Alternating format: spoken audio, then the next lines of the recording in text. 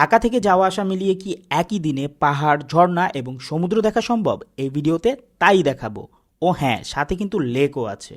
Hello, আসসালামু আলাইকুম everyone, আপনারা দেখছেন টেস্টিং উইথ সৌরভ। ঢাকা থেকে চট্টগ্রামগামী রাতের যে কোনো ট্রেনে চলে যান কুমিরা স্টেশন অথবা বাসে করে চলে যান সীতাকুণ্ড বাজারে। যেহেতু আমরা ঢাকা থেকে ট্রেনে করে যাই, তাই কুমিরা স্টেশন নেমে জনপ্রতি 10 থেকে 20 টাকায় চলে যাই সীতাকুণ্ড বাজারে এবং সেরে নিই আমাদের সকালের নাস্তা, যেখানে খরচ পড়েছিল জনপ্রতি মাত্র 50 টাকা। সকালের নাস্তার পর্ব শেষ করে আমরা রওনা দিই চন্দ্রনাথ পাহাড়ের উদ্দেশ্যে। সীতাকুণ্ড বাজার থেকে জনপ্রতি মাত্র 20 থেকে 30 টাকায় আপনারা চলে যেতে পারবেন চন্দ্রনাথ পাহাড়ের ঠিক নিচে।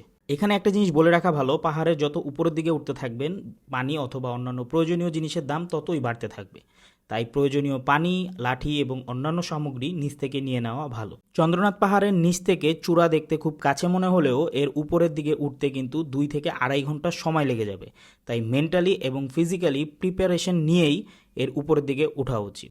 এখানে বলে রাখা ভালো, পাহাড়ে ওঠার সময় আপনারা 2টা রাস্তা পাবেন, একটা সিঁড়ির এবং আরেকটা কাঁচা রাস্তা।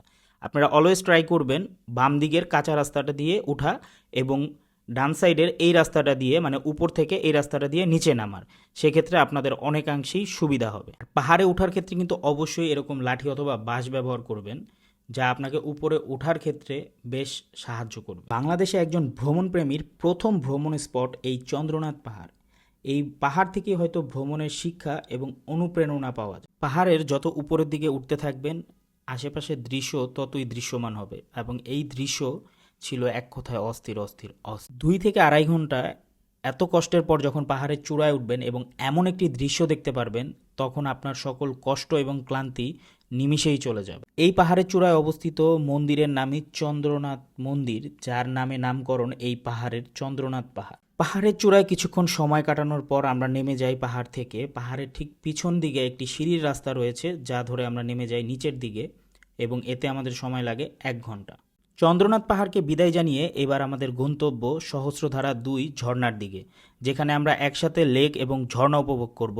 চন্দ্রনাথ পাহাড়ের ঠিক নিচের দিকে বিভিন্ন ধরনের সিএনজি পাওয়া যায়, যেখান থেকে আপনারা সিএনজি রিজার্ভ করে চলে যেতে পারবেন সহস্রধারা 2 ঝর্ণাতে। 30 মিনিট পর আমরা চলে আসি আজকের দিনের দ্বিতীয় ভ্রমণ স্পটে সহস্রধারা 2 ঝর্ণাতে, যেখানে প্রবেশ করতে আমাদের এন্ট্রি ফি দেওয়া লাগে জনপ্রতি 20 টাকা, যেখানে লেক পার করে আমাদের ঝর্ণা পর্যন্ত পৌঁছে দিয়ে আসবে তাদের বোটের মাধ্যমে। এখানে আরেকটা জিনিস বলে রাখা ভালো, আপনারা চাইলে কিন্তু ঝর্ণায় গোসলও করতে পারবেন আমাদের মতন।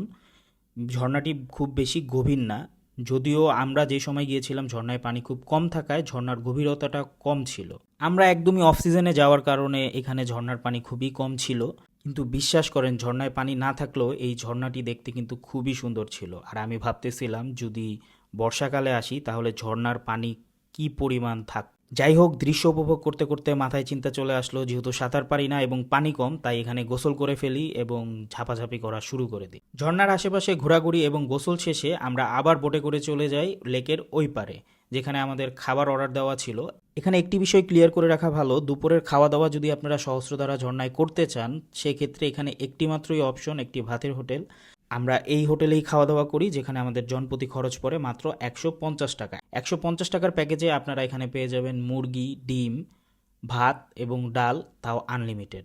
একটা জিনিস বলে রাখা ভালো, 150 টাকায় কিন্তু আপনি খুব ভালো মানের খাবার অথবা ভালো টেস্টের খাবার আশা করাটাই বোকামি, তাই ভালো কিছু খেতে চাইলে এই জায়গাটা অ্যাভয়েড করাটাই বেটার। আপনারা সীতাকুণ্ড বাজারে গিয়েও অনেক ধরনের খাবার দাবার পেয়ে যাবেন। সহস্রধারা 2 ঝর্ণাকে বিদায় জানিয়ে এবার আমাদের গন্তব্য বাঁশবাড়িয়া সি বিচের দিকে। সহস্রধারা 2 থেকে আপনারা সিএনজি পেয়ে যাবেন বাঁশবাড়িয়া সি বিচের সরাসরি, যেখানে সিএনজি ভাড়া পড়বে 500 টাকা। সহস্রধারা 2 ঝর্ণা থেকে বাঁশবাড়িয়া সি বিচের দূরত্ব প্রায় 30 মিনিটের উপরে। এখান থেকে সি বিচে পৌঁছে আপনারা সমুদ্র সৈকত উপভোগ করতে করতে এবং সূর্য অস্ত দেখতে দেখতে কিন্তু আপনারা আপনাদের জার্নিটা শেষ করতে পারবেন। কিন্তু আমরা আমাদের জার্নি শেষ করিনি, আমরা এখানে আজকে রাত্রি যাপন করব, ক্যাম্প করে থাকব, এটা দেখাবো অন্য একটা ভিডিওতে।